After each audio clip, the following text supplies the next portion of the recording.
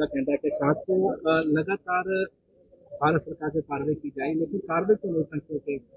देखो बात है जो कनाडा है, देखो एक बात समझो, जितना हमारे पंजाबियों को या सिखों को बहुत बड़ा मान सम्मान अगर मिला है वो कनाडा में मिला है। वहां पे किसी चीज की, यहां से जो भी हमारा गया आज वो बहुत अच्छा परिवार चला रहा है और बहुत हर साल करोड़ों के करोड़ों रुपया यहां हमारे पीछे गांव में आ रहे हैं।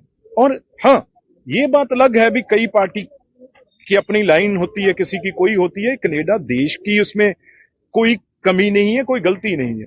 ये ट्रूडो साहब जो इनकी पार्टी है, इनके पिताजी जब थे, जब वो भी प्राइम मिनिस्टर से, तो उस वक्त भी हमारा कनिष्का जिसमें 331 लोग मारे गए थे, बम ब्लास्ट हुआ था जहाज का, इंडियन एयरलाइन जो जा रहा था, तो उसमें भी जो तीनों लोग थे, चाहे वो ये रिपुदमन था जो पिछले दिनों वहां पे वो भी गोली से मारा गया, चाहे परमार था, ऐसे उनको भी इसके पिताजी ने 1985 में, ये जून महीने की बात है, उस टाइम भी इन तीनों को पनाह वहां पे दी थी।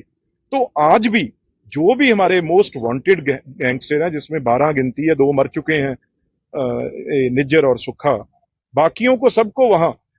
और इस प्राइम मिनिस्टर को मैं आपके इस जहां जहां भी मेरी बात पहुंचेगी, मैं कहना चाहता हूं कनेडियन जो भी हमारे लोग हैं, 99.5%, कितने 99.5% जो हमारे पंजाबी हिंदू सिख लोग हैं वो लाखों एकड़ खेती करते हैं।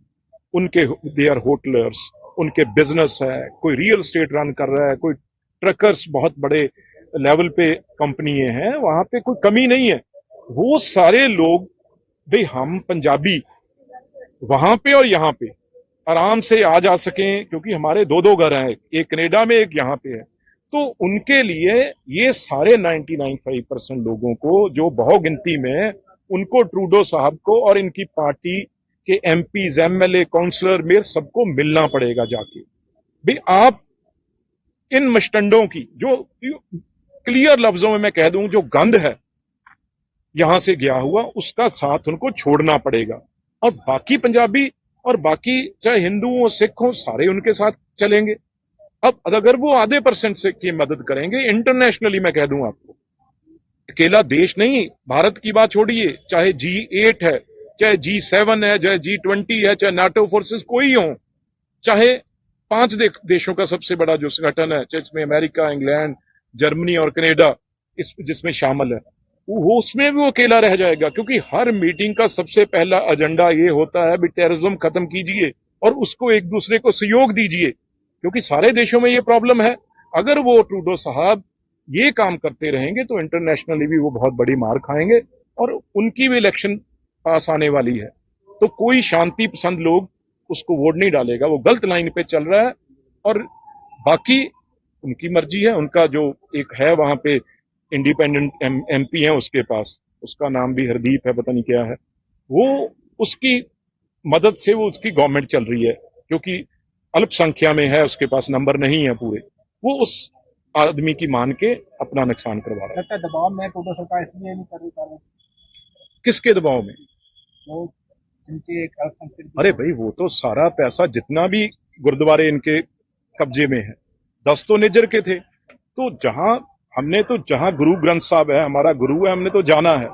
पीछे पन्नू है जैसे, उसके पास 100 गुरुद्वारे हैं, 10-10 आके उसने कब्जे करवा रखे हैं। अब उसका फंड है जो, वो सारा इलेक्शनों का फंड इनके पास जा रहा है।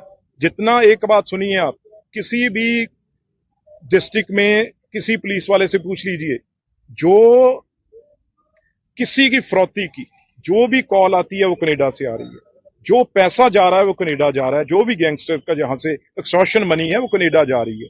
तो इसलिए उसको समझ जाना चाहिए।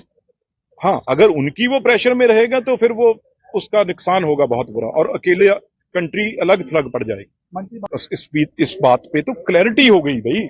गवर्नर साहब ने कह दिया 50,000 करोड़ कर्जे का बताइए।